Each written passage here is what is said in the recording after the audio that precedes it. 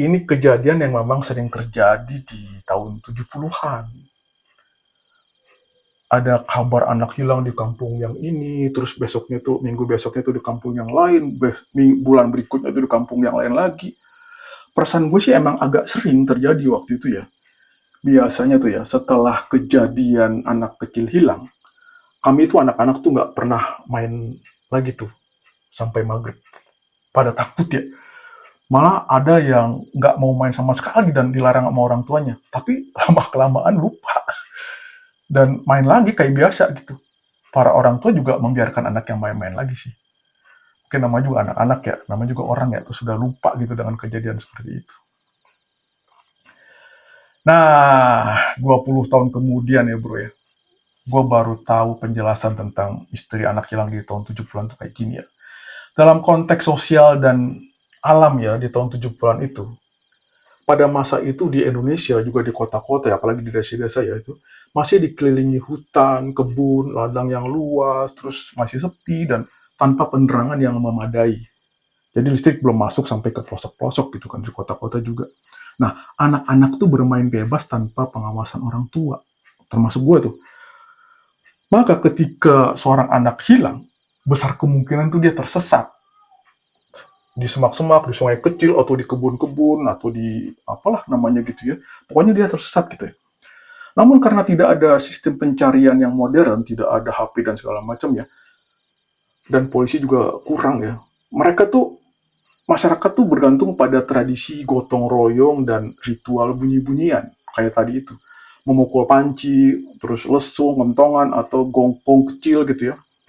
Tujuannya tuh untuk menarik perhatian anak.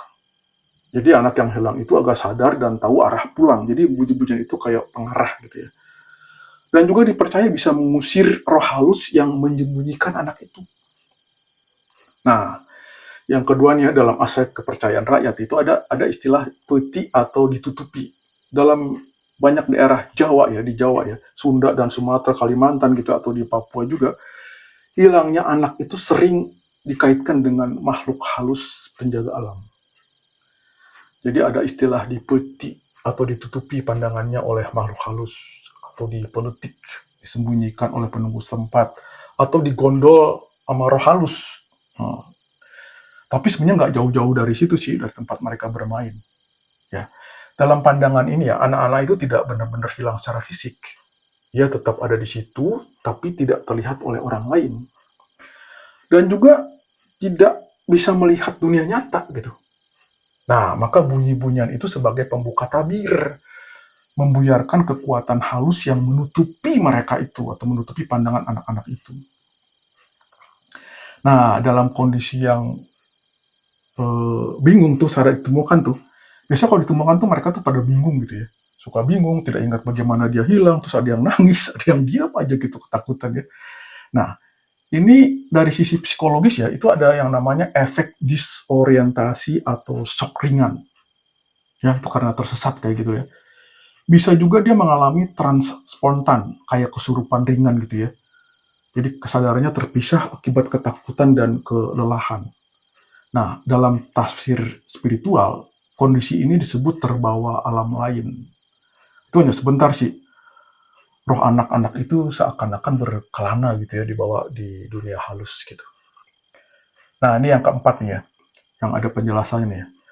Bunyi keras dari logam, kentongan, atau yang lainnya itu ya, dipercaya memiliki daya tolak atau daya penolak halus. Jadi pengusir makhluk halus gitu ya.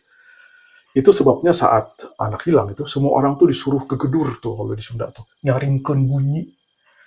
Terus kemudian ramai-ramai itu, mereka itu menandakan ini suatu tindakan ikhtiar manusia dan doa bersama untuk menarik kembali si anak. Selain itu ya, getaran suara ini juga dipercaya membantu secara praktis. Jadi gelombang suara itu menembus hutan dan ladang, terus kemudian memberi petunjuk arah bagi si anak yang tersesat itu.